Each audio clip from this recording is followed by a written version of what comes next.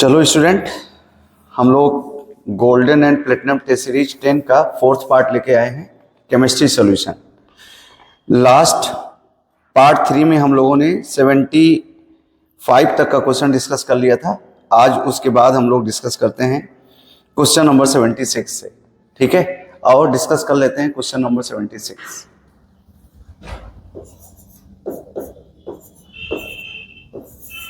Question number 76 में क्या कह रहा है? When a certain amount of ethylene was combusted, 6 to 6 kilojoule heat was evolved. If heat of combustion of 1 mole of ethylene is this, the volume of O2 at NTP entered into the reaction. Ethylene के combustion के लिए आपको heat दिया हुआ है और कह रहा है 1 मोल इथाइलिन से इतना हीट इवॉल्व होता है। बता दीजिए कितना वॉल्यूम ऑक्सीजन की जरूरत है, कितना वॉल्यूम ऑक्सीजन उस रिएक्शन के लिए रिक्वायर्ड है, ठीक है। तो पहले इसके कंबसन की रिएक्शन कर लो आप। CH2 प्लस O2 गिव्स, देखो किसी भी हाइड्रोकार्बन के कंबसन से आप कहते थे वाटर बनता है। ये जरा देखो, 2 कार्बन है, 1 कार्बन, जितने कार्बन उतना CO2, कॉन्सेप्ट सिखाया गया था आपको। और जितने हाइड्रोजन उसके हाफ H2O, 4 हाइड्रोजन है तो आप कहोगे 2H2O। अब ऑक्सीजन बैलेंस कर लो, इधर 2 ऑक्सीजन है, इधर 4 ऑक्सीजन है, 4 2 6, इधर 3 है, तो आप इसको 3 ऑक्सीजन कर लो।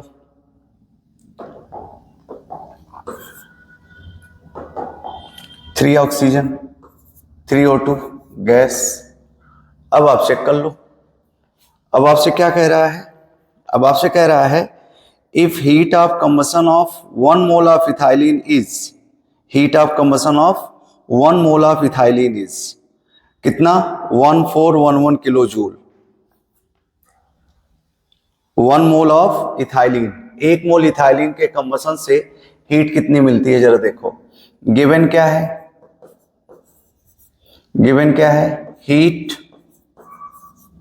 Of combustion of 1 mole ethylene, ये कितना दिया हुआ है? ये दिया हुआ है आपको 1411 किलो जूल, 1411 किलो जूल पर मोल, किलो जूल। फिर क्या कह रहा है? इथाइलिन के कंबसन से कितनी हीट इवॉल्व होती है। जब इसका कंबसन कराया जा रहा है तो हीट जो इवॉल्व हुआ वो हीट है 6 to 6 किलो जूल। ये जो हीट इवॉल्व हो रहा है 6 to 6 kilo joule, 6 to 6 kilo joule. मतलब किसी भी इथाइलिन को, इथाइलिन के अमाउंट फिक्स नहीं है, कह रहा है इसको आप कंबसन करा रहे हो तो इतनी हीट आपको मिल रही है। तो आप पता कर लो इतनी हीट के लिए कितना मोल इसको जलाए हो आप, क्योंकि 1 मोल इथाइलिन की हीट आपको पता है।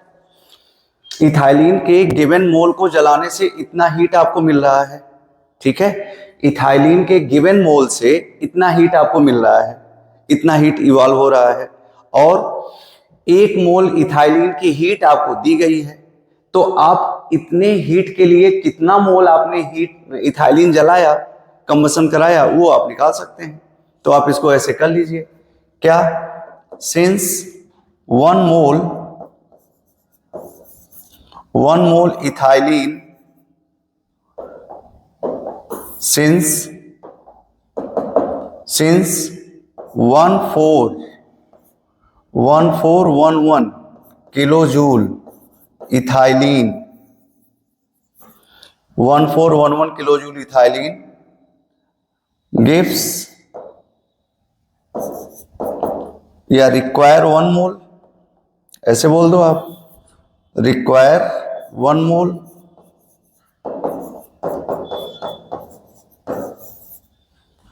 इतनी हीट हमको चाहिए या इवॉल्व होती है 1 मोल इथाइलिन से। तो 1 किलो जूल इथाइलिन के कंबसन से कितना, 1/1411। अब हीट आपको दी कितनी गई है, ये तो निगेटिव साइन मैंने लिख दिया है, हीट इवॉल्व हो रही है तो साइन के साथ बोल रहा है। हेंस 6226 किलो जूल पर मोल। किलो जूल कितना देगा, 6226 अपॉन 1411, ये आपको मिल जाएगा मोल। इतना मोल आपको मिलेगा इथाइलिन। अब देख लीजिए जरा, एक मोल से इतना आपको ऑक्सीजन चाहिए, तो इतने मोल से कितना ऑक्सीजन चाहिए आप निकाल सकते हैं यूनिटी मेथड लगा करके ना। जरा देखो, इसको आप कैलकुलेट कर लो, फिर आगे क्या करो, अब आप इसके मोल के साथ इसका कोफिशिएंट एक्सप्लेन कर दो, स्टोइकियोमेट्री लगा दो आप। चलो जरा देखो,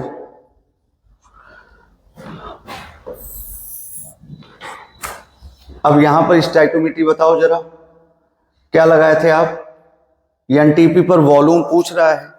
एनटीपी पर वॉल्यूम आप कितना लेते हो, 22.4 लीटर ना। देख लो जरा, इसका 1 मोल कितना ऑक्सीजन चाहिए, 3 इंटू 1 मोल का वॉल्यूम एनटीपी पर कितना लेते हो, 22.4 लीटर ऑक्सीजन। तो गिवन मोल कितना, ये 6226 अपॉन 1411 इज इक्वल्स टू कितना, 3 इंटू 22.4 मोल O2। देखो जरा, 1 मोल के लिए इतना ऑक्सीजन चाहिए, तो इतने मोल के लिए कितना ऑक्सीजन चाहिए, आप मल्टीप्लाई कर दो इसको।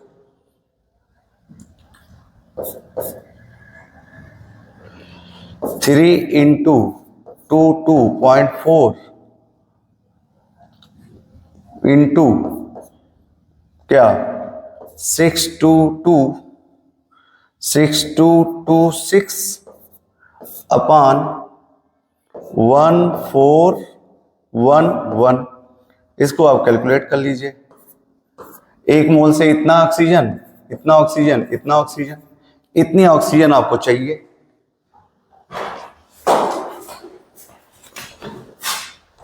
कुछ करो, तो इसका आप कैलकुलेशन कर लोगे, ठीक है, इसको कैलकुलेट कर लो, इतनी ऑक्सीजन आपको जरूरत पड़ेगी।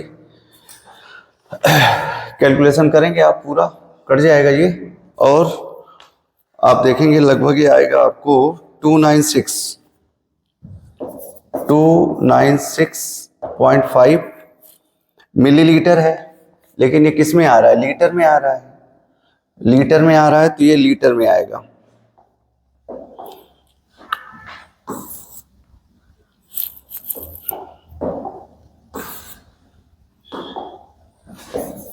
लीटर ऑक्सीजन, लीटर ऑक्सीजन, ये लीटर ऑक्सीजन। तो आप मिला लीजिए, कोई करेक्शन नहीं होना चाहिए इसमें। 76 का 296.5 लीटर, 76 का बी ऑप्शन। बी ऑप्शन कैसे किया आपने, आप इसको ऐसे कर रहे हैं क्या, ये सब थर्मोडायनेमिक्स थर्मोकेमिस्ट्री में क्वेश्चन करवाया गया है, बहुत सारे क्वेश्चन इस तरह से हुए हैं। चलो, आपको 1 मोल इथाइलिन की हीट आपको दी गई थी, और इथाइलिन के गिवन अमाउंट को बर्न करने पर इतनी हीट आपको क्वेश्चन में दिया हुआ है। आपसे पूछ रहा है कि ऑक्सीजन का वॉल्यूम बता दो कि कितना जरूरत है। तो आपने क्या किया, आपने इतनी हीट से आपने ये पता कर लिया 1 मोल, जो क्वेश्चन में ही है, और फिर 1 किलो जूल से आपने इतना मोल पता कर लिया, और फिर उसके बाद इतने किलो जूल से कितना मोल आया वो आपने पता कर लिया। मैंने उसको एज इट इज रख दिया बाद में कैलकुलेशन करने के लिए। अब जरा देखो, 1 मोल से इतना वॉल्यूम मिलता है एट एनटीपी, या एट एसटीपी। थोड़ा सा डिफरेंस होता है 22.4 22.7 का, बट हम लोग 22.4 लेके काम करते हैं। तो ये हो गया एसटीपी पर या एनटीपी पर। और फिर इतने मोल से कितना मिलेगा, मल्टीप्लाई कर दिया आपने, आ गया 296.5 लीटर ऑक्सीजन। इतनी ऑक्सीजन मिलेगी, बी वाला ऑप्शन सही होगा। चलो नेक्स्ट क्वेश्चन कर लेते हैं। क्वेश्चन नंबर ये 76 का था, बी। 77 पे आ जाओ। Question number 77। क्वेश्चन नंबर 77 में अगर आप देखो क्या क्या कह रहा है, half H2 plus half O2 gives H2O, इतना हीट दिया हुआ है, K प्लस H2O KOH इतना हीट दिया हुआ है, KOH प्लस वाटर इतना हीट दिया हुआ है, amount of formation of KOH। Heat पूछ रहा है KOH के फॉर्मेशन के लिए, सीधे सीधे वो पूछ रहा है heat of formation of KOH, heat of formation of KOH पूछ रहा है वो। तो करना क्या है, सिंपल सा, पहले आप heat of formation of KOH की रिएक्शन लिखो, दैट इज टारगेट रिएक्शन, और उस टारगेट रिएक्शन को पाने के लिए हेस लॉ का एप्लीकेशन लगा लो, हेस लॉ यूज कर लो। आप KOH का फॉर्मेशन कैसे करोगे, उसी के कॉन्स्टिट्यूएंट से करोगे, एक मोल के लिए करोगे। आओ फॉर्मेशन ऑफ KOH करते हैं। फॉर्मेशन ऑफ KOH, प्रोडक्ट में KOH है तो KOH लिख लो आप, ठीक है। KOH, अब KOH बनेगा किससे, K से बनेगा, प्लस ऑक्सीजन का एक मोल दिख रहा है, हाफ O2 ले लो, प्लस हाइड्रोजन का एक दिख रहा है, हाफ H2 ले लो। जिसका फॉर्मेशन करना हो उसी के कॉन्स्टिट्यूएंट से हम लोग करते हैं, और उसके फॉर्मूले में जो होते हैं वही उसके कॉन्स्टिट्यूएंट होते हैं, ठीक है। तो KOH ये आपकी टारगेट रिएक्शन है, रिएक्शन मान लेते हैं कुछ भी, ये टारगेट रिएक्शन है, इक्वेशन फर्स्ट, इसी को आप टारगेट रिएक्शन नाम दे देते हो। चलो ये टारगेट रिएक्शन हो गई। अब आगे देखो आप, टारगेट रिएक्शन पाने के लिए अब आप देख लीजिए अपनी अपनी रिएक्शन जो गिवन है वो देख लो, चेक कर लो। गिवन रिएक्शंस में क्या है, H2 plus half O2, H2 plus half O2 gives H2O।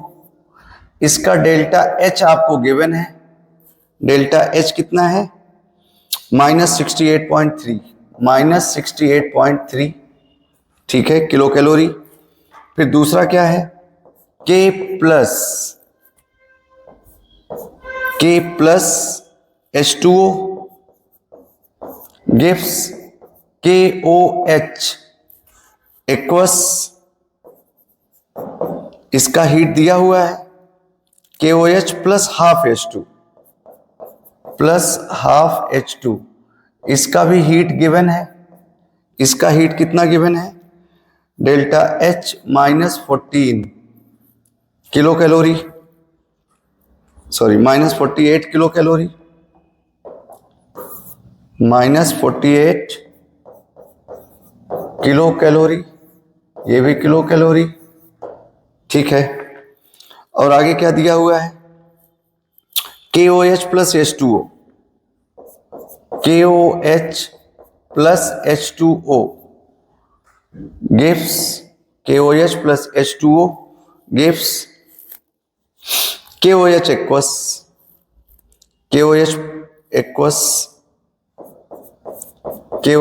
Aqueous. ये वाटर दिया हुआ है, एज इट इज मैं लिख दे रहा हूं, वाटर ऐसे, और इसकी हीट दी गई है आपको, ये दिया हुआ है delta H -14 kilo calorie, -14 kilo calorie.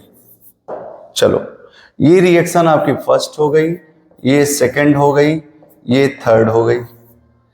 आप मान लो ये फोर्थ रिएक्शन है, जो आपकी टारगेट रिएक्शन है वो फोर्थ रिएक्शन है। अब इन तीनों गिवन रिएक्शन से आपको फोर्थ रिएक्शन लानी है।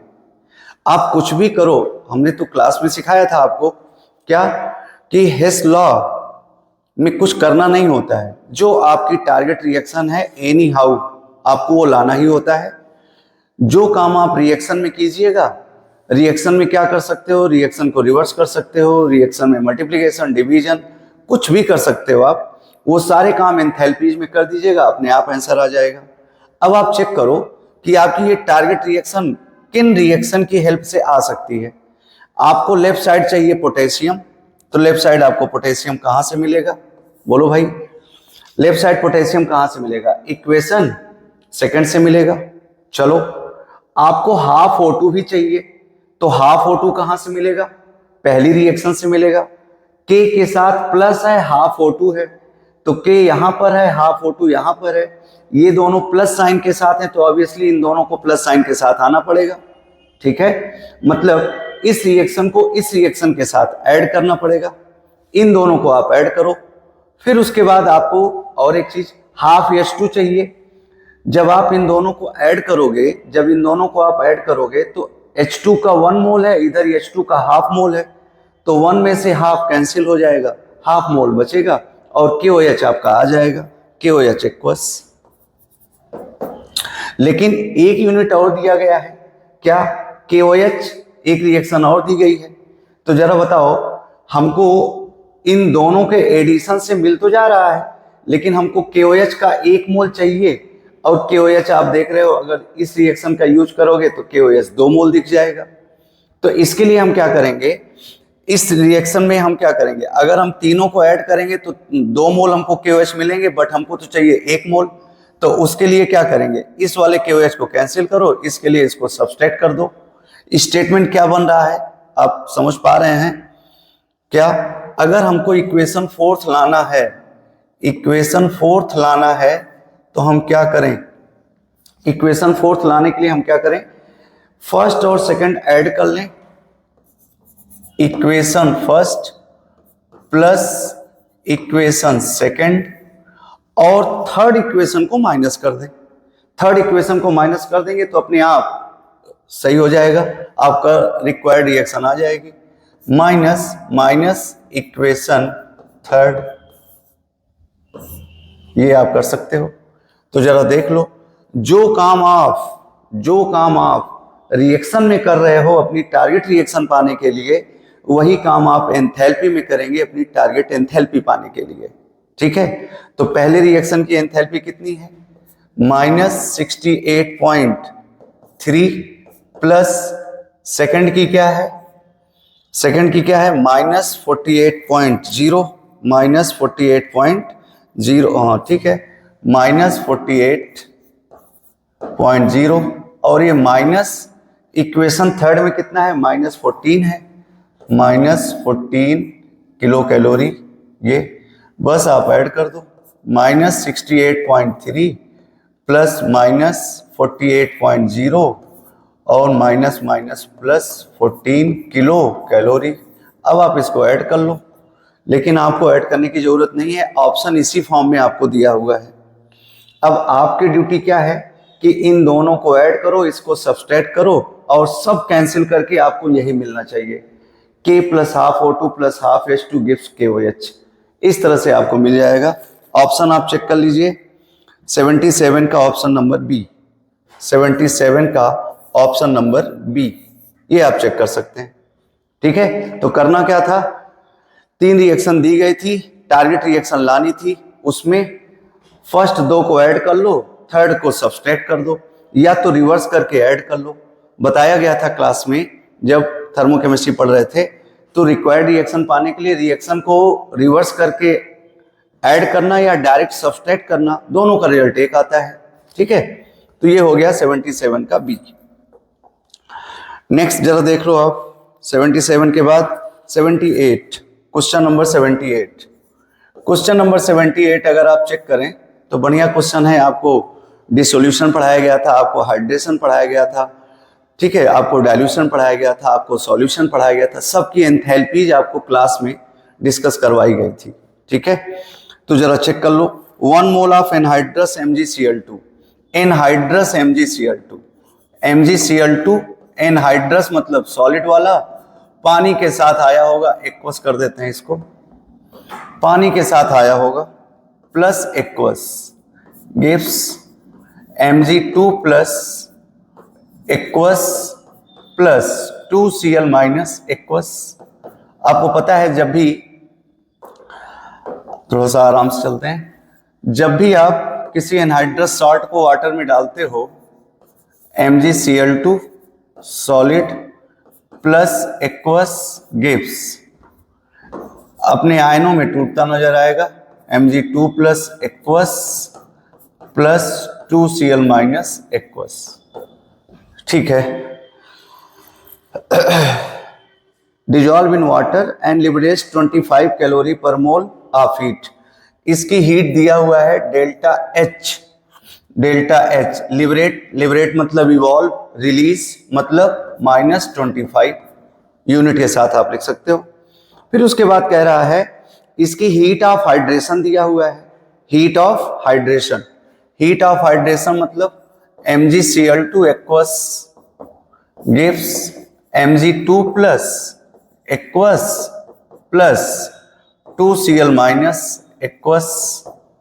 इसका डेल्टा H भी दिया हुआ है और आपसे कह रहा है -30 कह रहा है कितना डिजॉल्व होने में लगा हीट। हीट ऑफ डिसोल्यूशन पूछ रहा है, heat of dissolution, heat of dissolution पूछ रहा है। तो इसको एनहाइड्रस को पानी में लाने के लिए कितनी हीट की जरूरत पड़ी होगी? तो सिंपल सा आप क्या, आपसे पूछ क्या रहा है वो? आपसे पूछ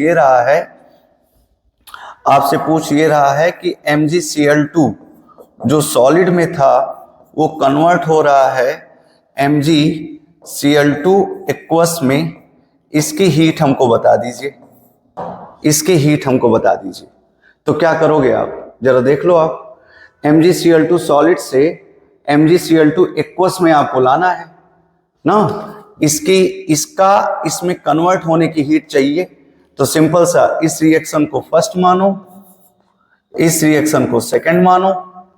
देखो भाई, जो एनहाइड्रस था वो डिजॉल्व हो रहा है, वही तो डिसोल्यूशन होगा, पानी में जाएगा तभी तो एक्वस में कन्वर्ट होगा। तो जो हीट चाहिए वही पूछ रहा है वो। तो अब आप क्या करो, MgCl2 सॉलिड से MgCl2 एक्वस के लिए रिएक्शन बनानी पड़ेगी। उसके लिए पहले में से दूसरे को माइनस कर दो। जो रिएक्शन में आप काम कीजिएगा वही काम एंथैल्पी में कीजिएगा। ठीक है। तो आप क्या करो, ये आपकी मान लो इक्वेशन थर्ड हो गई और ये फर्स्ट और सेकंड हो गई। तो आप क्या कहोगे, आप कहोगे equation third is equals to equation first minus equation second. बात क्लियर हो रही है? अब जरा देखो, इक्वेशन फर्स्ट कितना था, -25, और फिर इक्वेशन फर्स्ट -25 और फिर माइनस करना है तो -30, ये -30 प्लस 5 किलो कैलोरी पर मोल। कोई है ऑप्शन? कैलोरी पर मोल, सॉरी कैलोरी पर मोल है, ये कैलोरी पर मोल। ये वैसे भी आप जानते हो डिसोल्यूशन प्रोसेस हो रही है, पानी के साथ जा करके वो एब्जॉर्ब हो रहा है, पानी को ले रहा है। तो कहीं ना कहीं आप देखेंगे इस तरह से क्वेश्चन बनता है, डिसोल्यूशन सॉलिड का एक्वस में कन्वर्ट करा रहे हो आप। ठीक। तो क्वेश्चन नंबर 78 का option number A, question number 78 option A. चलें आगे। ठीक। क्वेश्चन नंबर 78 के बाद क्वेश्चन नंबर 79 हम लोग डिस्कस कर लेते हैं। क्वेश्चन नंबर 79, क्वेश्चन नंबर 79 जरा देखो आप। इसमें कई सारी रिएक्शन दी गई हैं। C solid plus O2 gives CO2, gas के फॉर्म में है। O2 भी आपकी क्या कहते हैं, गैस के फॉर्म में है। इसका डेल्टा H गिवन है, इसका डेल्टा H है आपका -94.3, -94.3। दूसरा है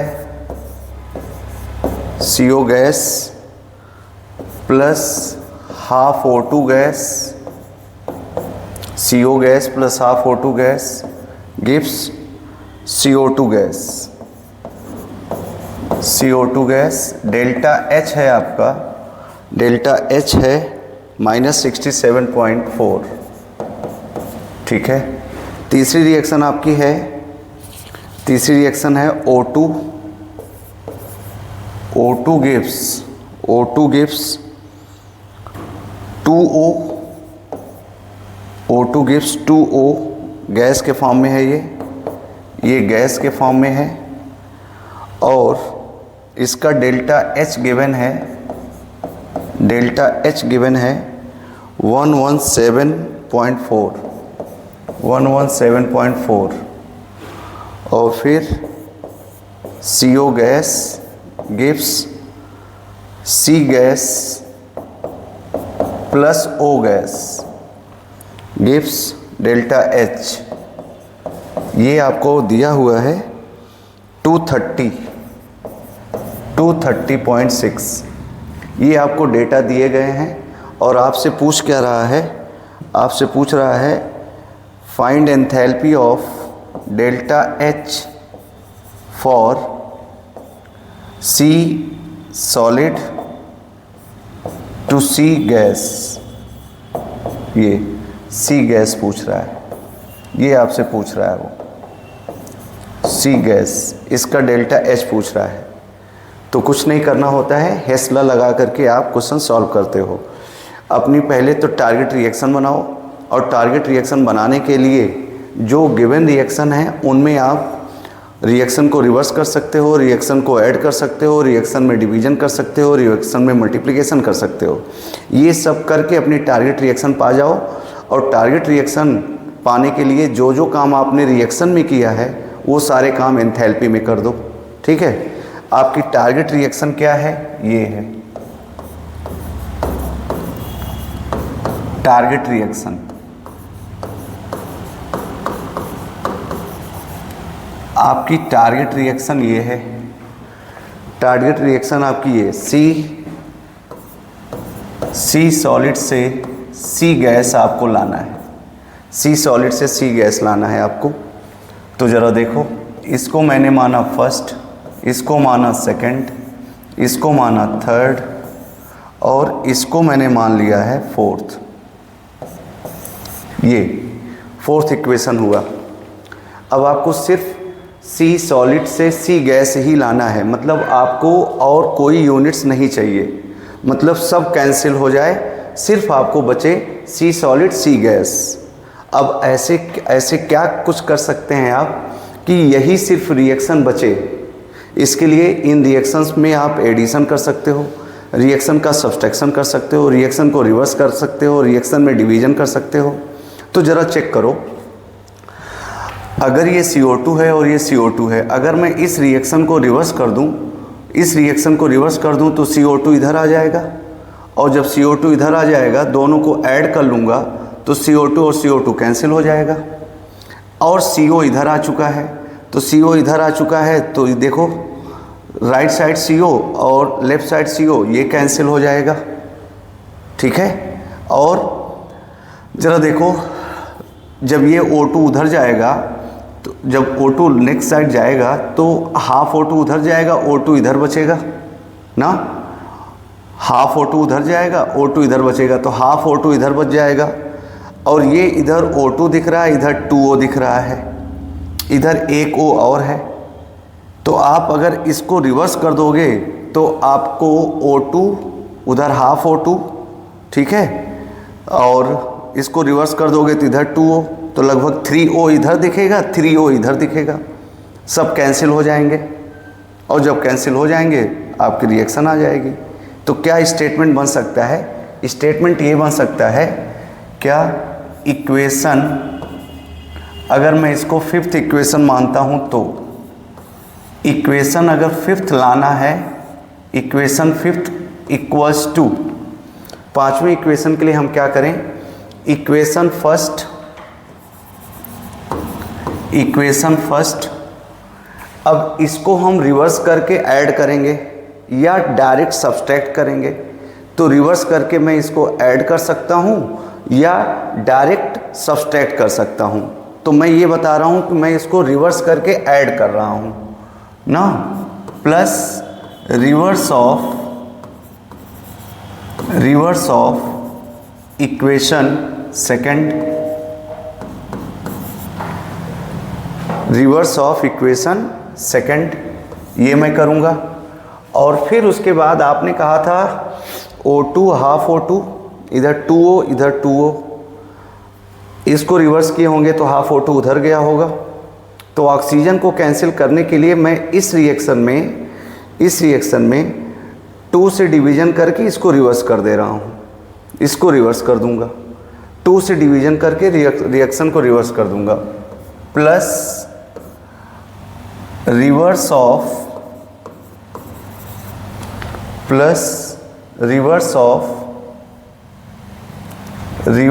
of equation third divided by 2। और फिर चूंकि CO उधर जा चुका है और CO इधर है तो ऐड करूंगा तो right side CO left side CO cancel हो जाएगा। तो सिंपल सा हम क्या करें, प्लस इक्वेशन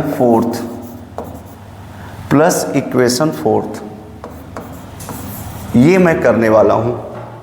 इक्वेशन फिफ्थ लाने के लिए मैं equation first plus reverse of equation second plus reverse of equation second divided by 2 और फिर प्लस इक्वेशन थर्ड करूँगा।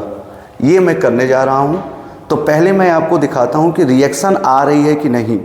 आओ, इक्वेशन फर्स्ट,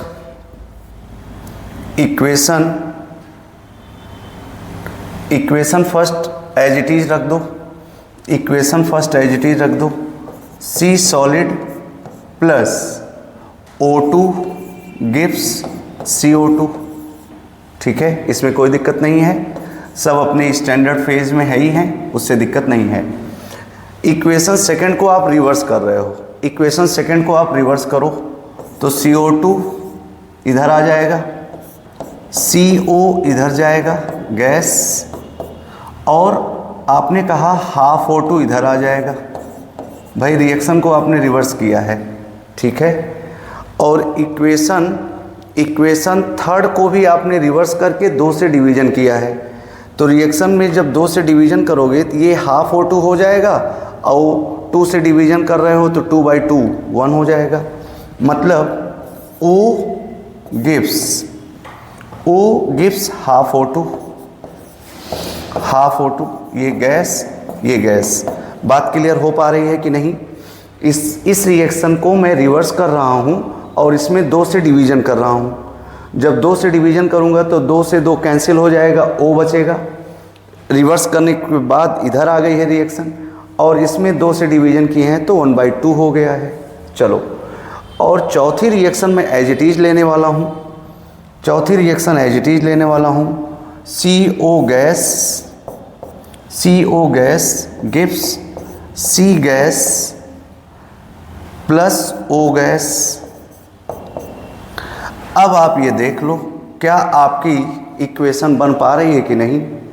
CO2 से CO2 कैंसिल हो रहा है, CO से CO कैंसिल हो रहा है, और आप देखो ज़रा इधर कितना है O2 और O, इधर 3 ऑक्सीजन है, इधर 1/2 O2, तो 2 से 2 कटा, O बचा, इधर O बचा, या हाफ O इधर, हाफ O2 1 O2 और इधर O2।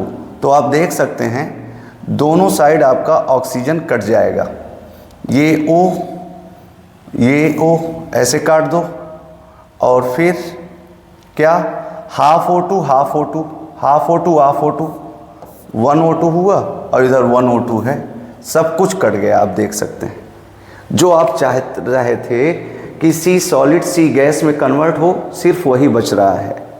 अब जो काम आप रिएक्शन में किए हो वही काम आप एंथैल्पीज के साथ कर दो। ये तो पता ही है क्या, डेल्टा H 5 फिफ्थ रिएक्शन जो आपकी टारगेट रिएक्शन है उसकी एंथैल्पी डेल्टा H5 हमको निकालना है। तो आपने क्या किया, इक्वेशन फर्स्ट तो एज इट इज रहने दिया, -94.3 चलो, और फिर उसके बाद आपने क्या किया, प्लस, ध्यान रहे इक्वेशन सेकंड को आप रिवर्स कर रहे हो, और इक्वेशन सेकंड को अगर आप रिवर्स करोगे तो आपको पता है कि रिवर्स लॉ के अकॉर्डिंग या लेवोजियर लैपलास लॉ के अकॉर्डिंग एंथैल्पी का साइन रिवर्स हो जाएगा। तो चूंकि इसको आप रिवर्स कर रहे हो तो इसकी एंथैल्पी का साइन रिवर्स हो जाएगा। तो रिवर्स कर दोगे तो माइनस का क्या हो जाएगा, माइनस का क्या हो जाएगा, जल्दी बोलो, माइनस का क्या हो जाएगा, प्लस हो जाएगा। Very good. आप कहोगे प्लस 67.4। चलो, थर्ड रिएक्शन को भी आप रिवर्स कर रहे हो, थर्ड को भी आप रिवर्स कर रहे हो और उसमें 2 से डिवीजन कर रहे हो। तो थर्ड को रिवर्स करोगे तो बताओ, ये प्लस साइन है, थर्ड को आप रिवर्स कर रहे हो तो प्लस साइन के साथ है, रिवर्स करोगे तो क्या हो जाएगा, जल्दी बोलो, माइनस हो जाएगा। रिवर्स लॉ यही तो पढ़े थे, एंडोथर्मिक रिएक्शन एक्सो हो जाती है, एंथैल्पी का साइन प्लस होता है तो माइनस, माइनस होता है तो प्लस, जिसको सर ने बताया था रिवर्स लॉ। चलो, तो -94.3 प्लस 67.4, और इक्वेशन थर्ड को आप रिवर्स कर रहे हो तो रिवर्स करके 2 से आपने डिवीजन भी किया है, तो ये जो प्लस था ये माइनस हो जाएगा, प्लस माइनस 117.4 डिवाइडेड बाई 2, ये हो गया। और फिर उसके बाद इक्वेशन फोर्थ आपने एज इट इज रखा है, उसमें कोई चेंज नहीं लाया, प्लस 230.6। तो अगर आप इसको कैलकुलेट करते हैं तो आपको शायद मिल जाए आंसर, -94.3 मिल जाएगा, -94.3 प्लस 67.4 प्लस माइनस माइनस, इसको डिवाइड कर दो जरा, 2 5 जा 10, 2 8 जा 16, 1 बचा, 2 7 जा 58.7 और प्लस 230.6 जरा देखो आप, 230.6 आपको मिल रहा है, 230.6 ये आया। अब आप इसी को कैलकुलेट कर लो, ठीक है, आप चेक कर सकते हो, 58.7 230.6 ये लगभग आपका आने वाला है, देख लो आप, मैच करा लो, 58 9, ठीक है, चेक करो आप, 145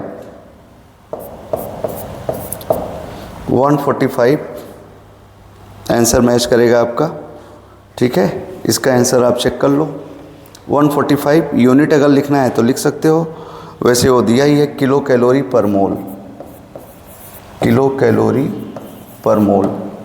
देखो इसमें कई सारी रिएक्शन थी, ठीक है, 4 रिएक्शन थी और 5वीं रिएक्शन आपको लानी थी, तो आपको थोड़ा सा सोचना पड़ता है, इसके लिए थोड़ा सा क्वेश्चन आप प्रैक्टिस करना पड़ेगा, ठीक है। इस तरह के 3-4 रिएक्शन की एनसीईआरटी में तो 5 रिएक्शन वाला है, जिसमें मेथिल अल्कोहल के फॉर्मेशन की रिएक्शन पूछता है, तो उसमें 4-5 रिएक्शन दी गई है और कहता है कि what is the enthalpy of formation of methanol. तो आप ऐसे 3-4 रिएक्शन वालों की अगर आप प्रैक्टिस कर लेंगे तो आप जल्दी करने लाएंगे, ठीक है। तो क्वेश्चन नंबर 79 का option number A, question number 79 का ऑप्शन नंबर ए सही होगा। चलो नेक्स्ट आप चेक कर लो इसमें। नेक्स्ट क्वेश्चन नंबर 80 देख लो आप, क्वेश्चन नंबर 80, क्वेश्चन नंबर 80 में कह रहा है for the following reaction, C diamond बोल रहा है, सी diamond plus O2 gives CO2, इसका डेल्टा H दिया हुआ है, इसका डेल्टा H दिया है आपको,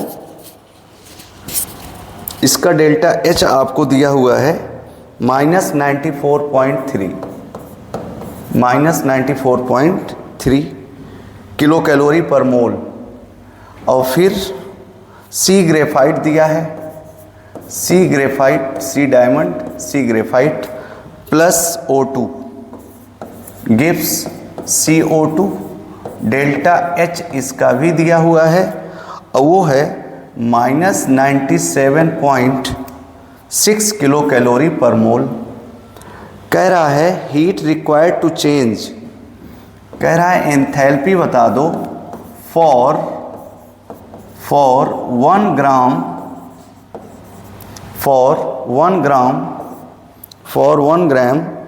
सी diamond to C graphite, C diamond to C graphite के 1 ग्राम की एंथैल्पी बता दो, ऐसा ये क्वेश्चन है।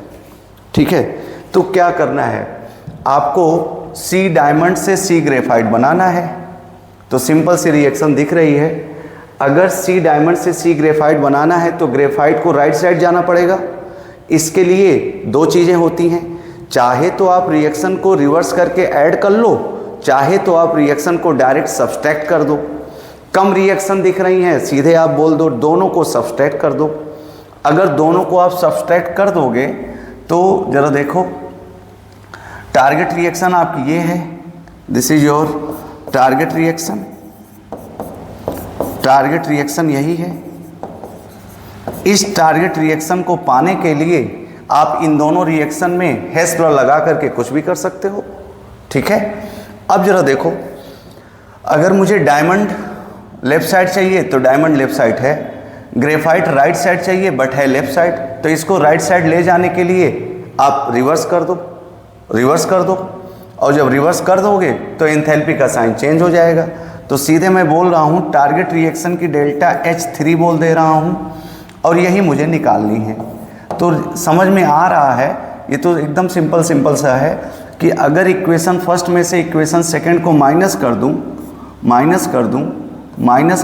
तो CO2 कैंसिल हो जाएगा, O2 कैंसिल हो जाएगा, और सी डायमंड माइनस सी ग्रेफाइट है, सी ग्रेफाइट उधर जाएगा तो सी ग्रेफाइट प्लस समझ जाएगा।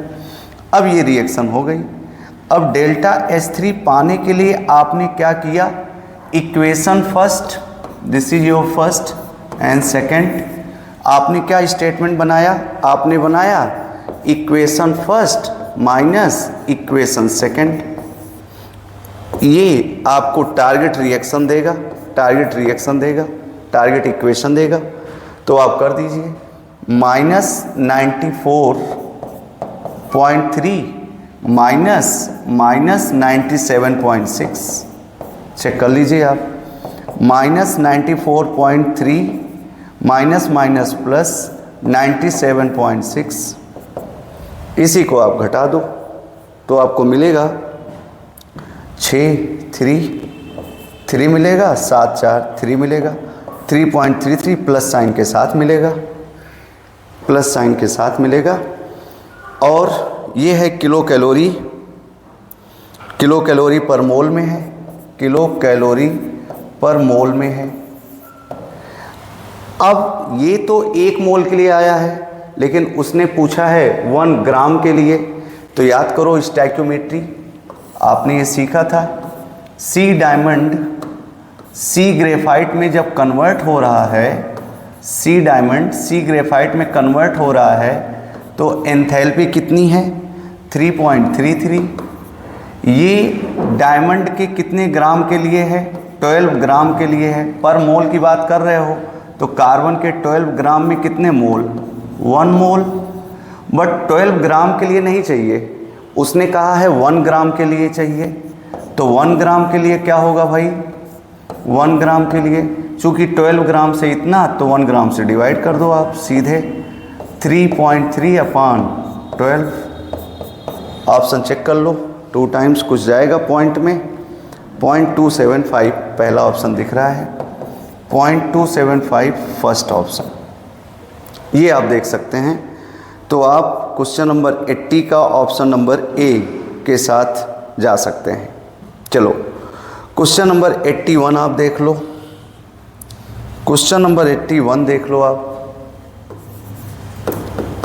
क्वेश्चन नंबर 81 में क्या कह रहा है, कह रहा है calculate the enthalpy change for the following reaction. Reaction दिया हुआ है 2C2H2 plus 5O2 gives 4CO2 plus 2H2O, 4CO2 plus 2H2O। इसके लिए एंथैल्पीज पूछ रहा है, एंथैल्पी पूछ रहा है, और बॉन्ड एनर्जीज दी गई हैं, बॉन्ड एनर्जीज दी गई हैं। बॉन्ड एनर्जी किसकी किसकी दिया गया है? एक दिया गया है C सिंगल बॉन्ड H की, एक दिया गया है बॉन्ड एनर्जी किसकी? C ट्रिपल बॉन्ड C की, एक दिया गया है bond energy CO double bond O की, bond energy O double bond O की, और फिर बॉन्ड एनर्जी दिया हुआ है C डबल बॉन्ड O की, और फिर दिया हुआ है bond energy of OH bond, bond energy of OH bond. इन सब की बॉन्ड एनर्जी दी गई है, सब की वैल्यू दी गई है, सब की वैल्यू दी गई है, सब की वैल्यू गिवन है।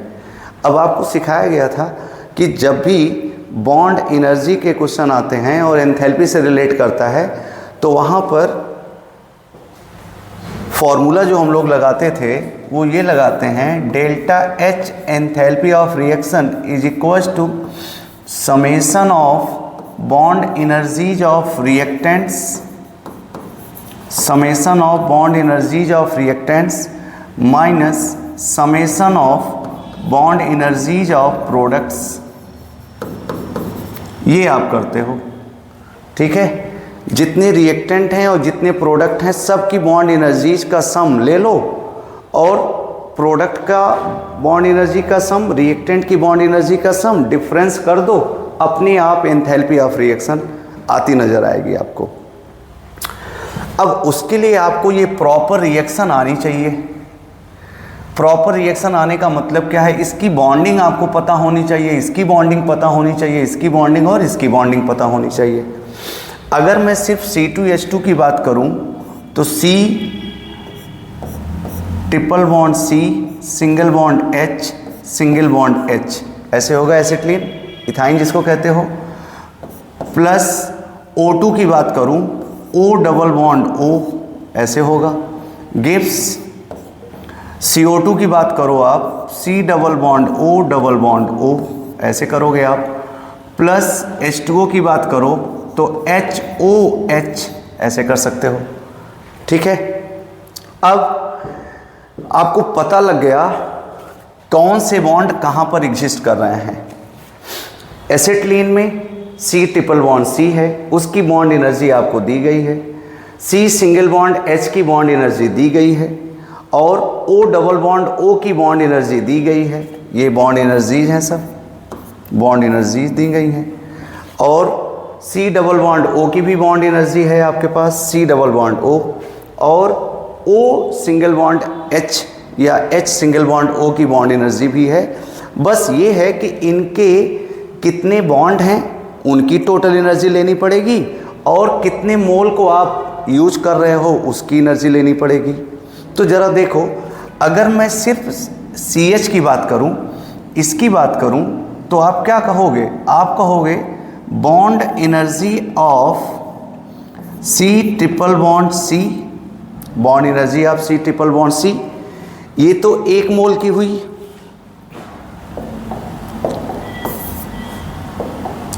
C ट्रिपल बॉन्ड C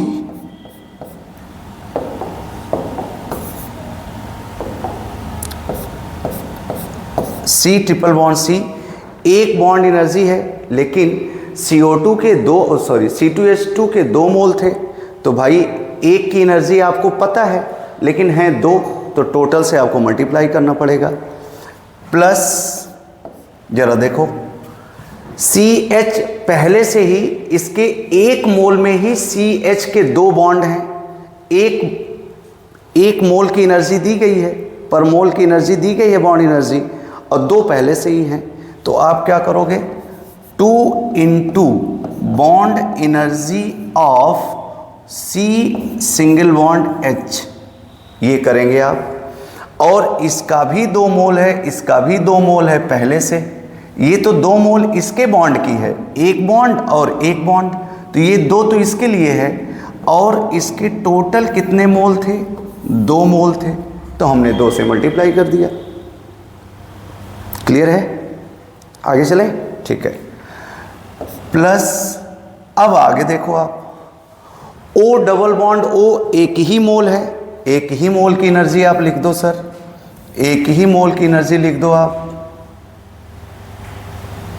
जरा देखो क्या, O डबल बॉन्ड O एक है, तो bond energy of O double bond O आपको मिल गई, 1 मोल है, लेकिन आपकी जो मेन रिएक्शन है कंप्लीट बैलेंस रिएक्शन, उसमें 5 मोल है, तो आपको टोटल चाहिए, तो आप करेंगे 5 बॉन्ड एनर्जी ऑफ OO, ये रिएक्टेंट की बॉन्ड एनर्जी टोटल हो गई, minus bond energy of product में आ जाओ, ये रिएक्टेंट की हो गई, अब प्रोडक्ट की आ जाओ।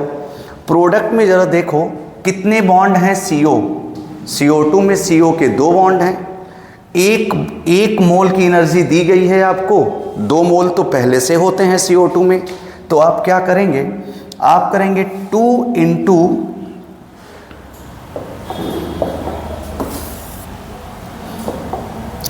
आप करेंगे 2 into bond energy of C double bond O, ये CO के उस बॉन्ड की बॉन्ड एनर्जी है जो CO2 में है।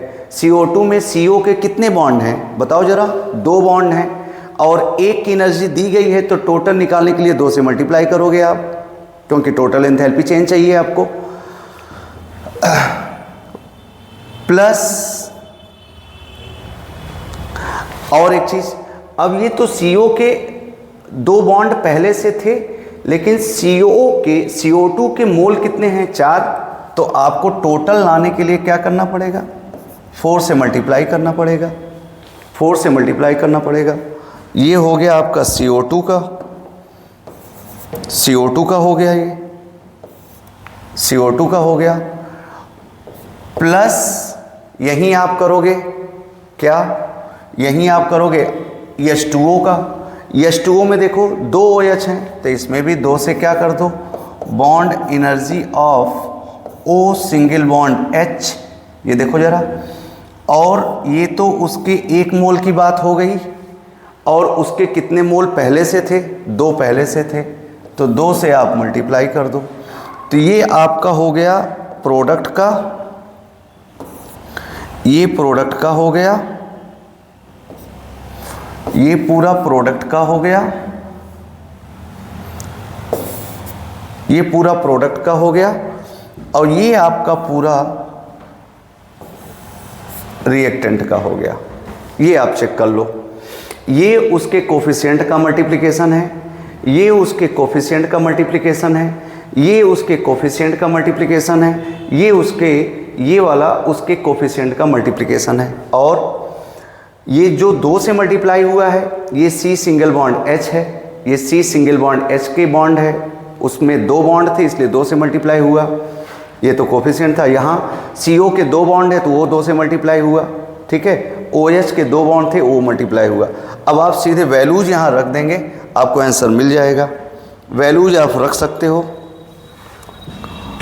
वैल्यूज आप रख सकते हो। वैल्यूज में आपको क्या क्या दिया हुआ है, C single bond H, C single bond H दिया हुआ है 414, इसकी वैल्यू जो दिया गया है, इसकी वैल्यू जो दी गई है,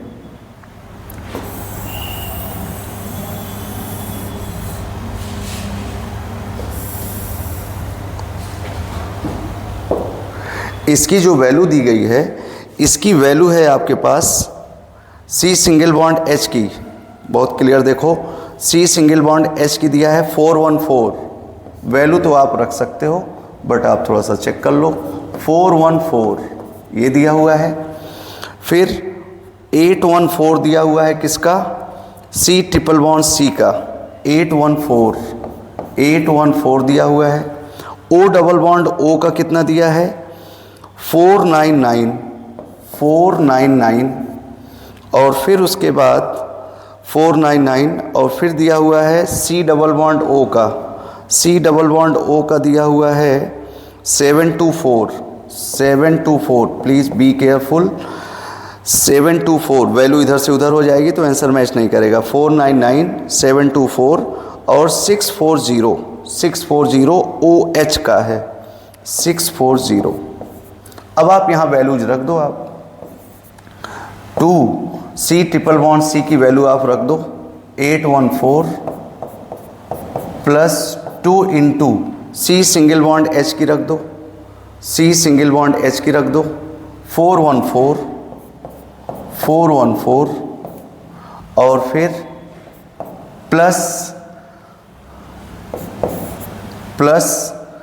5 into O double bond O की रख दो 499 ये ठीक है। फिर minus C double bond O की रख दो, C डबल बॉन्ड O की रख दो 724 4 तो रहेगा ही 2 into C double bond O, C double bond O की 724 और फिर प्लस 2 इंटू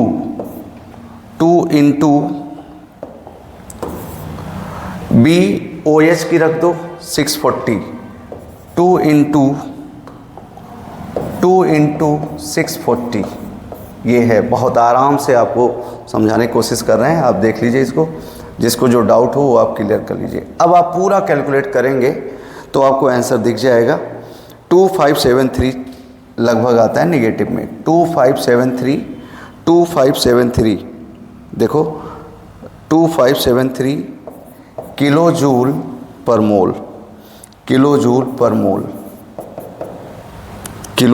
मोल के साथ यूनिट दिया हुआ है। तो आप ये निकाल सकते हैं, ये आप कैलकुलेट करेंगे। थोड़ा सा कैलकुलेशन है इसमें, वैल्यूज़ ज़्यादा हैं, मोल बढ़ गए हैं, अदरवाइज़ नीट में इतना ज़्यादा कॉम्प्लिकेटेड नहीं आएगा। कॉम्प्लिकेटेड दैट मीन्स क्या कि इसमें बहुत ज़्यादा कैलकुलेशन आपको दिख रहा होगा, पहले इससे मल्टीप्लाई किए फिर इससे मल्टीप्लाई करना है, तो डेटा थोड़ा सा कम रहते हैं। इसमें ये मोल बढ़ जाने के कारण डेटा थोड़ा सा बढ़ गया है। ठीक है, आप एक बार इसको ज़रूर चेक कर लीजिएगा, कैलकुलेशन आप कर सकते हैं। ठीक है, मैंने उसे चेक किया था तो आप इतना पा सकते हैं। क्वेश्चन नंबर 81 का option number C, question number 81 का option number C, this is your question number 81। इसके बाद आप चेक कर लो क्वेश्चन नंबर 82।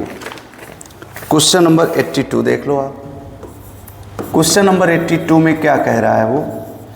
क्वेश्चन नंबर 82 में कह रहा है, क्वेश्चन नंबर 82 में कह रहा है, क्वेश्चन नंबर 82 में कह रहा है the enthalpy of vaporisation of water at 100 degree centigrade is. Vaporisation क्या था, जब आप वाटर लिक्विड को वाटर वेपर में कन्वर्ट करते हैं, वाटर वेपर में कन्वर्ट करते हैं तो वेपराइजेशन की बात होती है और इसके लिए हीट आपको देनी पड़ती है। वो हीट उसने दिया है डेल्टा एच वेपराइजेशन, हम लोग कहते थे इसको क्लास में, delta H vaporization 40.63 kilo joule पर मोल ये दिया हुआ है और टेम्परेचर दिया हुआ है। जब ये है, वैसे भी पानी को बॉयल करते हो तो 100 डिग्री सेंटीग्रेड प्लस 273 तो ये आ जाएगा 373 केल्विन। ठीक है, कह रहा है एंट्रोपी ऑफ वेपराइजेशन बता दो। Entropy of vaporisation, entropy delta S vaporisation याद करो, जब आपको फेज ट्रांसफॉर्मेशन सिखाया गया था तो वहाँ पर एंट्रोपी ऑफ वेपराइजेशन सिखाया गया था ना। तो एंट्रोपी का नॉर्मल फार्मूला है, उसे में आप रख दो। Entropy of vaporisation is equals to enthalpy of vaporisation और जिस टेम्परेचर पे आप काम करा रहे हो उसको ले लो। तो एंथैल्पी ऑफ वेपराइजेशन कितना है 40.6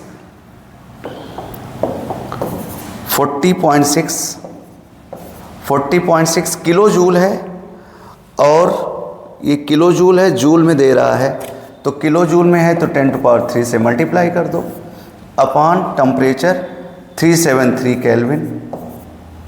ये हो जाएगा 406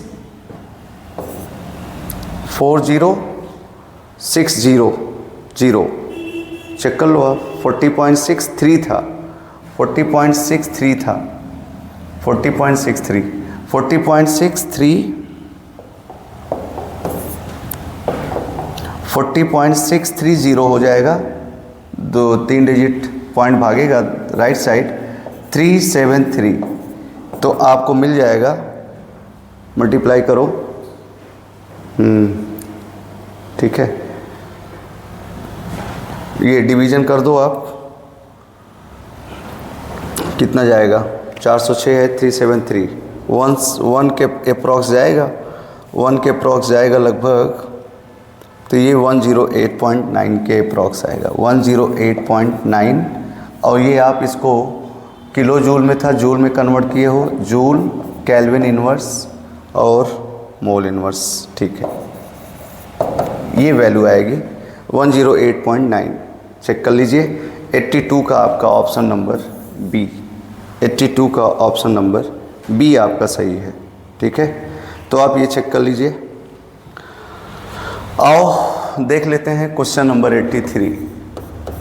क्वेश्चन नंबर 83 जरा चेक कर लो। 83 में कह रहा है choose from the indicated protons that one that is most acidic, मतलब मोस्ट एसिडिक प्रोटॉन पूछ रहा है, मतलब एसिडिक स्ट्रेंथ पूछ रहा है। तो आपका स्ट्रक्चर क्या है पहले वो समझना पड़ेगा आपको। चलो देखो, ये तो बेंजीन रिंग थी, ये CO और इधर से CH3, इधर से आपके पास है H है, दिस इज योर H, ये H है, H,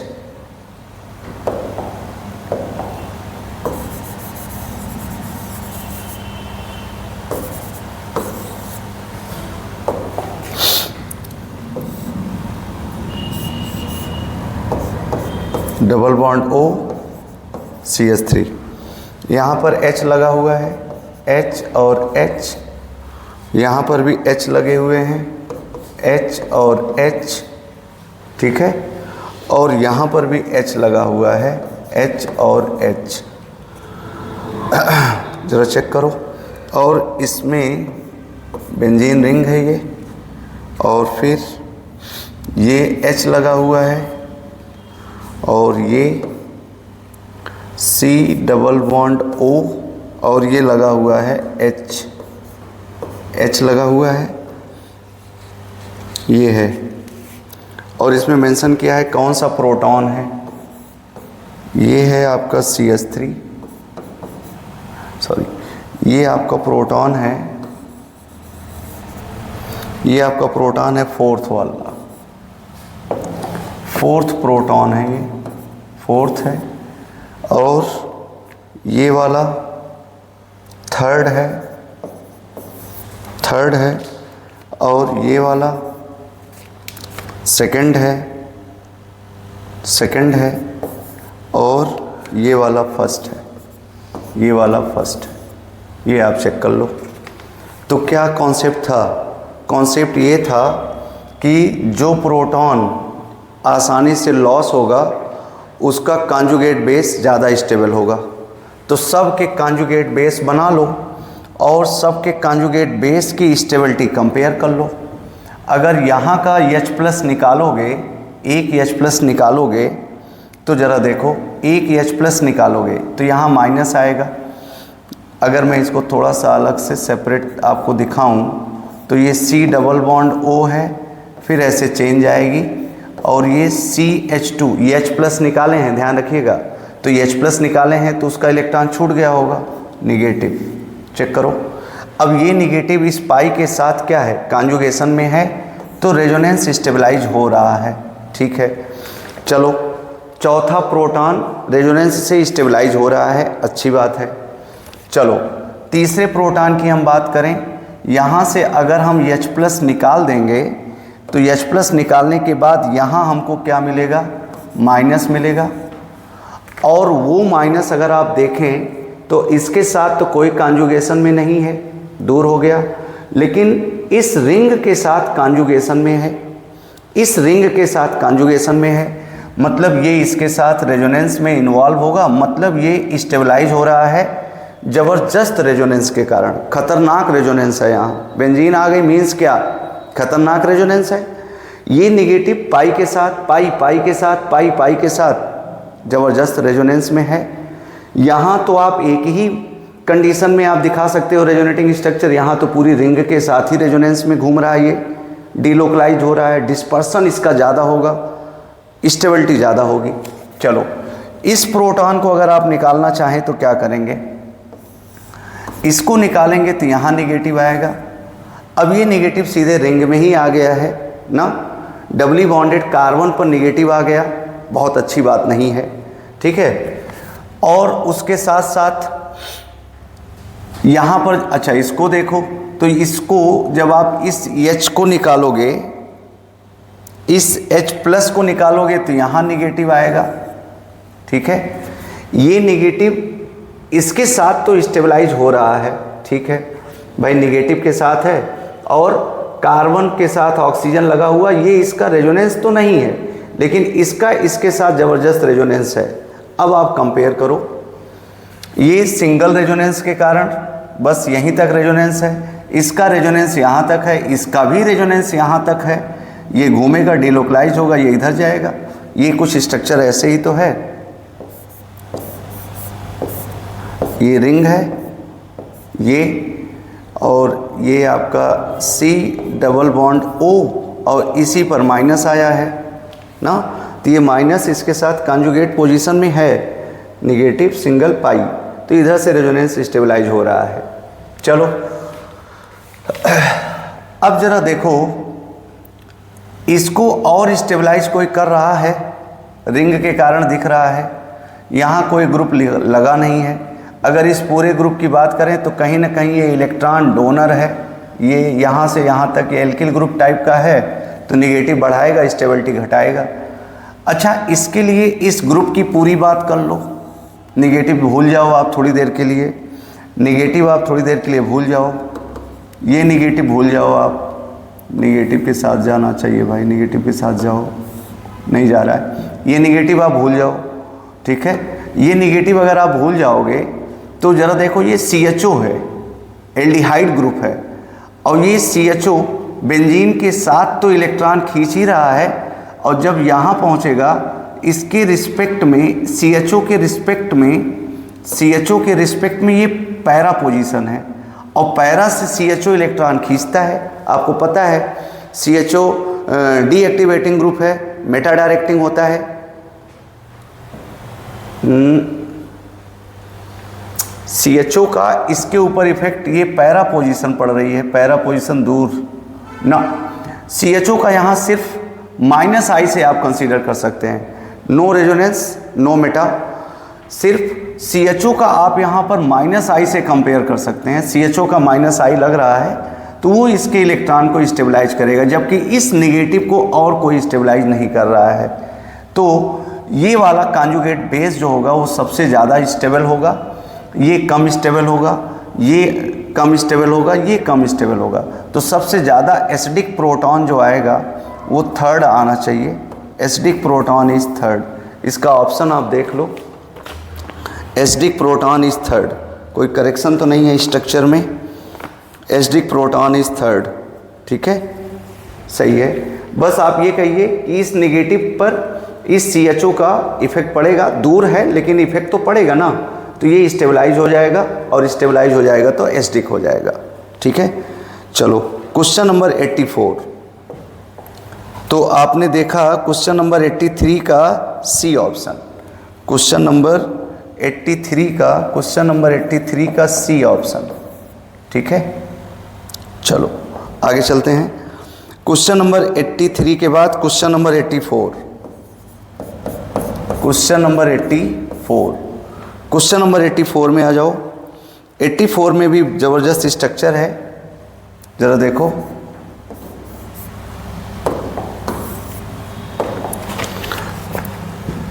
C double bond O, N single bond, ring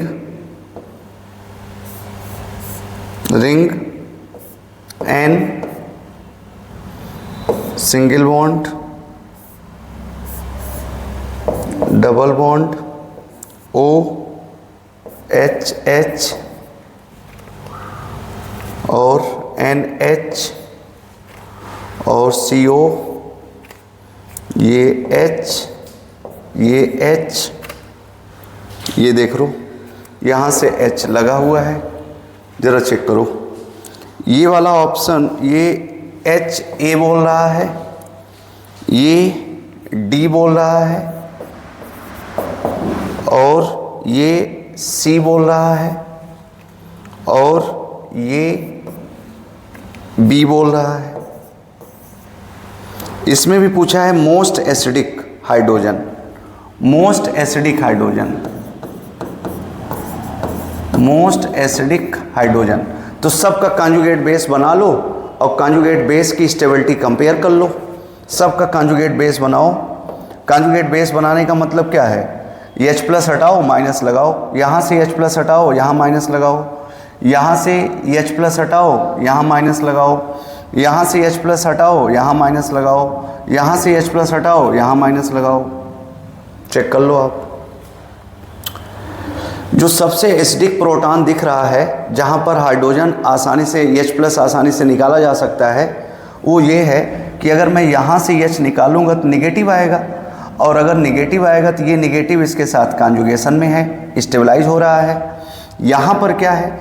यहाँ पर अगर निगेटिव आएगा तो ये निगेटिव इसके साथ कॉन्जुगेशन में है, स्टेबलाइज हो रहा है, और कहीं पर एज सच कोई कॉन्जुगेशन नहीं है। तो इन्हीं दोनों में लड़ाई है, इन्हीं दोनों में आपको कंपेयर करना पड़ेगा, क्योंकि यही दोनों स्टेबलाइज हो रहे हैं।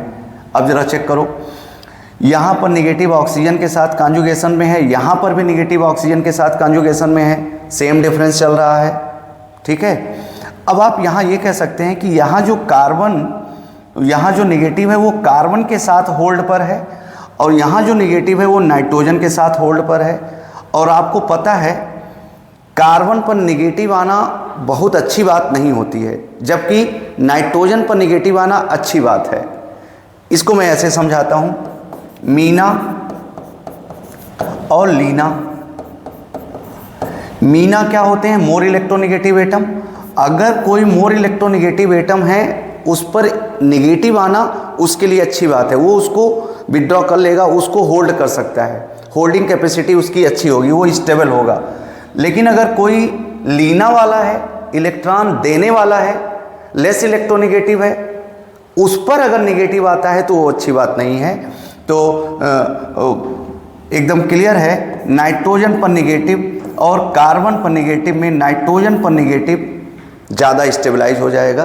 दैट इज़ वाई आपका ए वाला प्रोटॉन सबसे एसिडिक होगा। अगर कोई करेक्शन नहीं है तो आप यही चेक कर सकते हैं। आप जा सकते हैं 84 में ऑप्शन नंबर ए के साथ। Yes, option number A. तो एसिडिक प्रोटॉन का कॉन्सेप्ट कई बार जीओसी में हमने क्वेश्चन दे रखा है। कॉन्जुगेट बेस बनाओ, उसकी स्टेबिलिटी चेक कर लो, उसकी स्टेबिलिटी रेजोनेंस से हो रही है, इंडक्टिव से हो रहा है कि आपके एरोमेटिसिटी से हो रहा है, उसी से रिजल्ट आ जाता है। तो क्वेश्चन नंबर 84 का ए। फिर इसके बाद क्वेश्चन नंबर 85। क्वेश्चन नंबर 85 जरा चेक कर लो आप। 85 में क्या कह रहा है? Increasing order of their basic strength. Basic strength का इंक्रीजिंग ऑर्डर बताना है, तो आपको तो पहले स्ट्रक्चर ड्रा करना चाहिए। NH2 ये A है, दूसरा NH2 ये Cl है, तीसरा NH2 ये CH3 है, और ये Cl और थोड़ा सा डिस्टेंस पर NH2। देखो जरा, ये है, कह रहा है बेसिक स्ट्रेंथ का इंक्रीजिंग ऑर्डर बताना है। इंक्रीजिंग ऑर्डर आपको बेसिक स्ट्रेंथ डिस्कस करना है। तो आपको पता है बेसिक स्ट्रेंथ कॉन्सेप्ट यही था। Basic strength directly proportional to stability of conjugate acid, और नहीं तो directly proportional to plus I effect, plus I groups, plus I effect, क्यों, यही तो था। और inversely proportional to resonance, mesomeric effect, inversely proportional to delocalization, ये सारे कॉन्सेप्ट आप देखते हो ना। Inversely proportional to pKb, directly proportional to Kb, ये आप कहते हो। जरा देखो, कहीं पर प्लस आई लगा होगा, ईडीजी, जिसको आप कहते थे EDG, electron donating group, inversely proportional two electron withdrawing group, EWG, ये आप पढ़े थे। तो जरा देख लो, अब बेस नाइट्रोजन का लोन पेयर यहाँ है, नाइट्रोजन का लोन पेयर यहाँ पर है, तो यहाँ जरा बताओ ये Cl क्या काम करता है, माइनस आई इफेक्ट डालेगा, ये भी Cl माइनस आई इफेक्ट डालेगा। यहाँ पर एल्किल ग्रुप है, यहाँ एल्किल ग्रुप है, CH3 लग गया है। ये देखो, ये A है, ये B है, ये C है और ये D है। तो सबसे ज़्यादा बेसिक, यहाँ देखो ये प्लस आई लग रहा है, प्लस आई इधर से भी, प्लस आई इधर से, खतरनाक तरीके से इलेक्ट्रॉन डोनेटिंग ग्रुप्स लग चुके हैं। यहाँ एक ही ग्रुप लगा हुआ है, यहाँ दो लग चुके हैं। तो प्राइमरी एमीन सब हैं। तो आप कहोगे सबसे ज़्यादा बेसिक C वाला होना चाहिए, फिर उसके बाद A वाला होना चाहिए, क्योंकि यहाँ तो माइनस आई ग्रुप लग चुके हैं, माइनस आई ग्रुप के कारण चेंजेज आएंगे। तो सबसे ज़्यादा C होना चाहिए, फिर उसके बाद A होना चाहिए। फिर अब इन दोनों में आपको कंपेयर करना पड़ेगा। हमने आपको सिखा रखा है DNP रूल, इंडक्टिव इफेक्ट में मैंने पढ़ाया था DNP रूल। DNP रूल कहता है कि पहले डिस्टेंस चेक करो, फिर नंबर चेक करो, फिर पावर चेक करो ना। डिस्टेंस जरा देखो, यहाँ Cl पास में है तो ज़्यादा इलेक्ट्रॉन खींचेगा, बेसिक स्ट्रेंथ ज़्यादा घटा देगा, और यहाँ Cl इससे दूर पर है, एक कार्बन छोड़ के है, तो कम इफेक्ट डालेगा। मतलब ये कम बेसिक होगा, ये ज़्यादा बेसिक होगा, क्योंकि ये ज़्यादा इलेक्ट्रॉन खींचेगा, पास में है। तो CAB और फिर उसके बाद आप D कह सकते हो। किस ऑप्शन के साथ जा सकते हो आप? क्वेश्चन नंबर 52 का BDAC, क्वेश्चन नंबर जरा देखो, सबसे कम कौन होगा? सबसे कम आपका, सॉरी, ये B और D में ज़रा कंपेयर करो। ये ज़्यादा घटा देगा ना, और ये कम घटाएगा। जब ये कम घटाएगा तो इसकी बेसिक स्ट्रेंथ ज़्यादा होगी। D, ये दूर है D, और फिर उसके बाद B। सबसे लीस्ट होगा ये, और ये मोस्ट होगा। ठीक है, ये आप देख सकते हो। क्वेश्चन नंबर 85 का ऑप्शन आप A देख सकते हो, A के साथ खेल सकते हो आप। Question number 85। क्वेश्चन नंबर आप 85 के बाद 86 देख लो आप। क्वेश्चन नंबर 86, क्वेश्चन नंबर 86 में कह रहा है कंसीडर द 86 में वीकेस्ट बेस पूछ रहा है। वीकेस्ट बेस पैरामेथिल एनिलीन, पैरामेथिल एनिलीन, ये NH2, पैरामेथिल एनिलीन, पैरा पर CH3, और paranitro aniline, paranitro aniline NH2 और NO2, पैरानाइट्रो एनिलीन, फिर पैरामेथॉक्सी एनिलीन, पैरामेथॉक्सी एनिलीन NH2, मेथॉक्सी मतलब OCH3 लगा होगा। और फिर उसके बाद डाईप्रोपिल एनिलीन, डाईप्रोपिल एनिलीन, डाईप्रोपिल एनिलीन, डाईप्रोपिल एनिलीन क्या है भाई? डाईप्रोपिल एनिलीन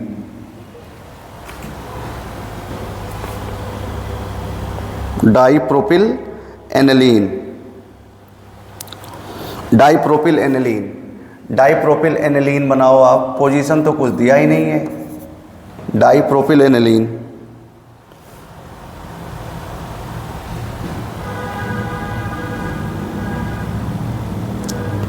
डाईप्रोपिल एनिलीन, डाईप्रोपिल एनिलीन क्या हो सकता है? डाईप्रोपिल एन, ये डाईप्रोपिल CH2 CH2 CH3 ये है। और फिर डाईप्रोपिल बनाना है तो ये बना दो भाई, और क्या, कोई करेक्शन तो नहीं है इसमें क्या? डाईप्रोपिल एनिलीन यही हो सकता है। डाईप्रोपिल एनिलीन, डाई एल्किल एनिलीन जैसे होता है वैसे डाईप्रोपिल एनिलीन। वीकेस्ट बेस पूछा है तो ज़रा बताओ, ये CH3 प्लस R है, NO2 माइनस R है, OCH3 प्लस R के कारण, और यहाँ पर एल्किल ग्रुप है, बढ़ा देंगे सब, ये प्लस I हैं प्लस I हैं। तो वीकेस्ट बेस जहाँ तक पूछा जा रहा है वो यही है। ये इलेक्ट्रॉन खींच लेगा, आसानी से इलेक्ट्रॉन डोनेट होने नहीं देगा, लोन पेयर H प्लस आके बैठा रहेगा ना, ये इसके पास जाएगा ही नहीं। तो सबसे वीकेस्ट बेस कौन सा होगा? वीकेस्ट बेस आपका है पैरा नाइट्रोएनिलीन, बी वाला ऑप्शन सही होगा। A B C और D, A B C D ये आप कह सकते हैं। तो 86 के साथ आप B पर जा सकते हैं, 86 का B ऑप्शन, 86 का B ऑप्शन ये देख सकते हैं आप। फिर उसके बाद आपने कहा है 86 के बाद आपके पास है 87, 87 ज़रा देखो 87 में क्या कह रहा है? Consider the relative basicity of these amine which statement is true. ये कहा है, ये NH2 एनिलीन है, ये है आपके पास NH2NO2, NH2NO2, और ये है आपके पास,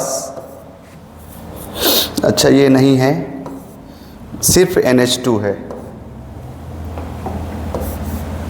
सिर्फ NH2 है, साइक्लोहेक्सेनामीन है, ये है। कह रहा है cyclohexylamine is the strongest base and aniline is the weakest base. तो भाई यहाँ तो कोई कॉन्जुगेशन है नहीं, यहाँ कॉन्जुगेशन है, यहाँ कॉन्जुगेशन है। तो बेसिक स्ट्रेंथ की जहाँ तक बात है तो यहाँ तो डिलोकलाइजेशन है, घुमक्कड़ है, वो पार्टी कर रहा है रेजोनेंस में। यहाँ रेजोनेंस में कोई पार्टी नहीं कर रहा है, ये तो पार्टी करने गया है, और ये पार्टी तो करने गया है और कोई खींच भी रहा है उसको, ठीक है, पार्टी करने तो गया ही है और ये खींच भी रहा है -R से, सही है, माइनस या -M बोलते हो आप, ठीक है, ये -R से खींच रहा है, इसको निगेटिव आ रहा है, इलेक्ट्रॉन रेजोनेंस में जा रहा है। तो ये लोन पेयर क्या है? लोकलाइज्ड है। क्या सिखाए थे? लोकलाइज्ड लोन पेयर ज़्यादा बेसिक होते हैं डी लोकलाइज्ड के रिस्पेक्ट में ना, तो ये सबसे ज़्यादा बेसिक होगा, और यहाँ NO2 लगा हुआ है तो सबसे कम बेसिक होगा। Cyclohexylamine is the strongest base and aniline is the weakest base. नहीं, इससे ज़्यादा वीक ये है और ये स्ट्रॉन्गेस्ट तो है। Cyclohexylamine is strongest base and 4 nitroaniline is weakest base. ये सही है, ये स्ट्रॉन्गेस्ट है, ये वीकेस्ट है। तीसरा देख लो आप, aniline is strongest base, cyclohexylamine weakest base, nitrogen is strongest base ना, इसमें आपका सही होगा बी ऑप्शन। बी आप चेक कर सकते हैं, साइक्लोहेक्सिलेमीन ये मोस्ट बेसिक होगा, ये मोस्ट बेसिक है, और ये लीस्ट बेसिक है। तो आप चेक कर सकते हैं 87 का क्वेश्चन नंबर बी, 87 का सॉरी ऑप्शन नंबर बी के साथ आप जा सकते हैं, ठीक है। फिर 88 आप देख लो, question number 88, question number 88 check कर लो। 88 में क्या कह रहा है, least basic, most basic to least basic. ये देखो ज़रा, n बनाया है, n बनाया है, n बनाया है, n प्लस लगा है और उसके साथ ग्रुप लगे हुए हैं, ग्रुप प्लस, लोन पेयर ही नहीं बचा बेचारे के पास। दूसरा अमाइड है, अमाइड बेसिक कहाँ होते हैं, अमाइड तो एसिडिक हो जाते हैं, बेंजामाइड है ये देखो ज़रा,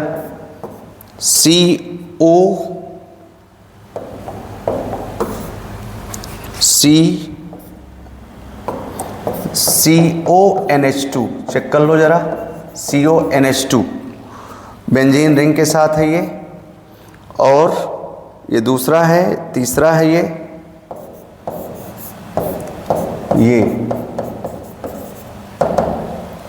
NH2, ज़रा चेक कर लो आप। ये क्या कह रहा है, most basic to least basic, most basic to least basic. तो भाई मोस्ट बेसिक तो यही होगा, ये निकम्मा टाइप का लोन पेयर है, चुपचाप यहीं पड़ा रहेगा, H+ जब जब आएगा तब तब ये इसके साथ प्रोटोनेशन कर लेगा।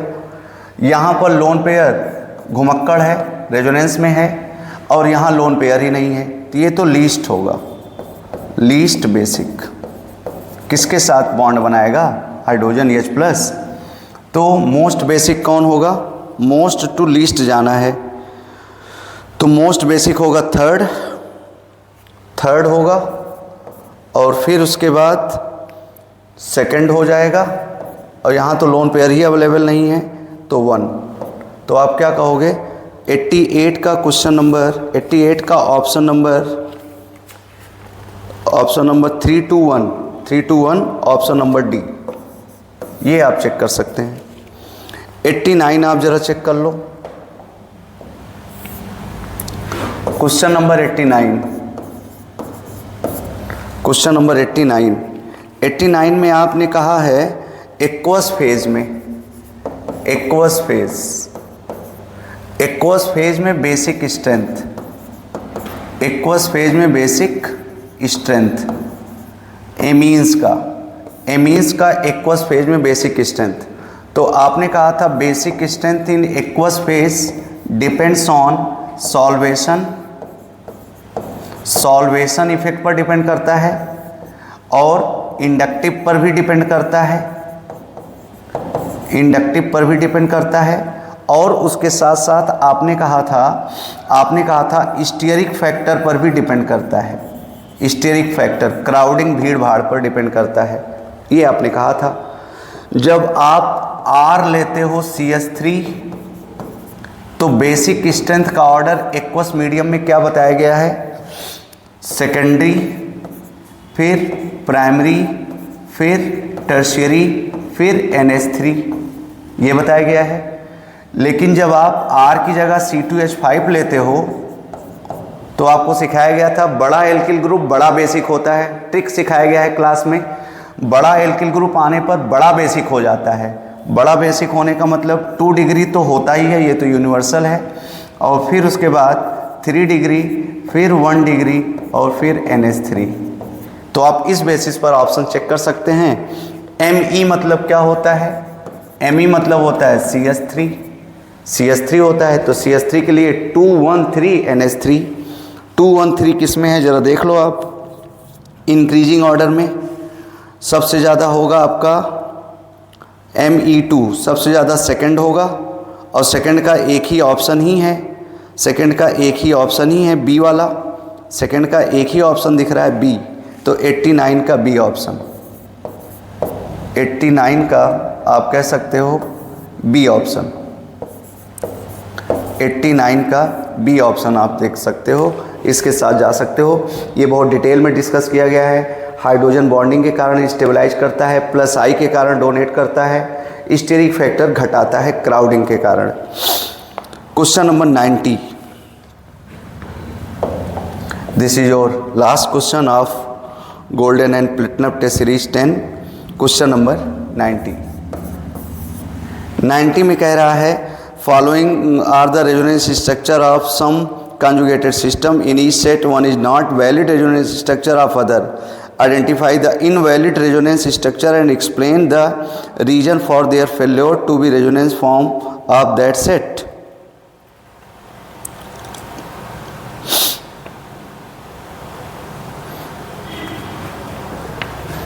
जरा देख लो आप,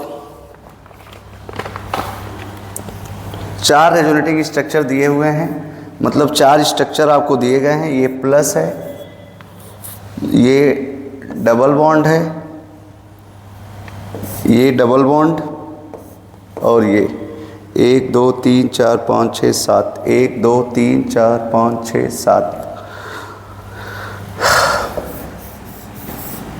1 2 3 4 5 6 7, 1 2 3 4 5 6 7। इसमें ज़रा देखो, यहाँ पॉजिटिव दिखाया है, और यहाँ ये, और यहाँ ये। फिर तीसरे में क्या दे रहा है, ये पॉजिटिव, और ये डबल बॉन्ड, और ये डबल बॉन्ड। चौथे में दे रहा है CH2 प्लस, CH2 प्लस, ये डबल बॉन्ड और ये डबल बॉन्ड।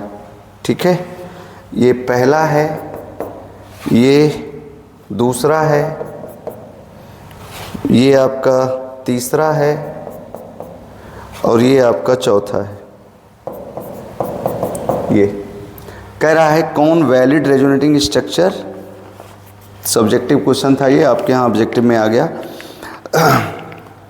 अब आप चेक करो कौन सा हो सकता है। अगर आप ये पाई इलेक्ट्रॉन इधर शिफ्ट कराओगे तो यहाँ पॉजिटिव आएगा। क्या ये वाला स्ट्रक्चर है? हाँ, ये वाला स्ट्रक्चर है, ये हो सकता है। फिर उसके बाद ज़रा देखो, जब ये आएगा रेजोनेटिंग स्ट्रक्चर, जब इसको इधर ले आओगे तो यहाँ पॉजिटिव चार्ज आएगा। ये वाला स्ट्रक्चर है, ये भी सही है, मतलब ये भी सही है, ये भी सही है, और ये भी सही है। यहाँ पॉजिटिव चार्ज आने का कोई चांस नहीं दिख रहा है। देखो यहाँ, आप समझो, इसका जब रेजोनेटिंग स्ट्रक्चर आप बनाओगे, देखो थोड़ा सा आराम से, नहीं तो फिर आप गड़बड़ाओगे। जस्ट देखो ज़रा, ये पॉजिटिव चार्ज इधर गया, पाई पॉजिटिव का कॉन्जुगेशन है, पाई पॉजिटिव का 1 2 3 4 5 6 7, ये इधर गया तो यहाँ आ जाएगा डबल बॉन्ड, और फिर यहाँ आएगा पॉजिटिव चार्ज, और फिर ये है, फिर इसका रेजोनेटिंग स्ट्रक्चर बना दो, ये इधर गया ना, तो क्या बनेगा ज़रा देखो, ज़रा देखो, 1 2 3 4 5 6 7, 1 2 3 4 5 6 7। अब जब ये इधर आएगा तो आप कहोगे सर यहाँ डबल बॉन्ड, यहाँ एज इट इज़, और यहाँ पॉजिटिव चार्ज आएगा। मतलब इसका ये रेजोनेटिंग स्ट्रक्चर है, इसका ये रेजोनेटिंग स्ट्रक्चर है, या ये इसका है या ये इसका है।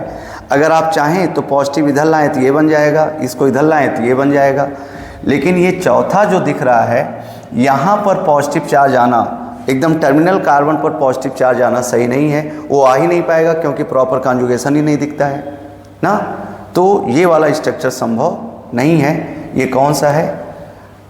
फोर्थ वन, आपका फोर्थ स्ट्रक्चर, ये वैलिड नहीं है क्योंकि वो कॉन्जुगेट पोजीशन नहीं शो करेगा। मतलब आपका क्वेश्चन नंबर 90 का डी, क्वेश्चन नंबर 90 का ऑप्शन नंबर डी। तो प्यारे बच्चों, डियर स्टूडेंट्स, ये आपका golden and platinum test series 10 का कंप्लीट सॉल्यूशन आपको दिया गया है। आप इसको देख लीजिए, क्लास में ये चीज़ें आपको डिस्कस करवाई गई हैं। कोई डाउट रहा करे तो आप ऑफिस में आके डिस्कस कर सकते हैं, ठीक है।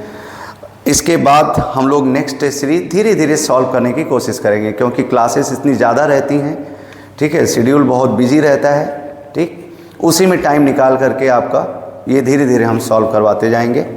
और आप टेस्ट सीरीज़ ज़रूर दीजिए, टेस्ट सीरीज़ आप देंगे तो आपका इम्प्रूवमेंट होता जाएगा।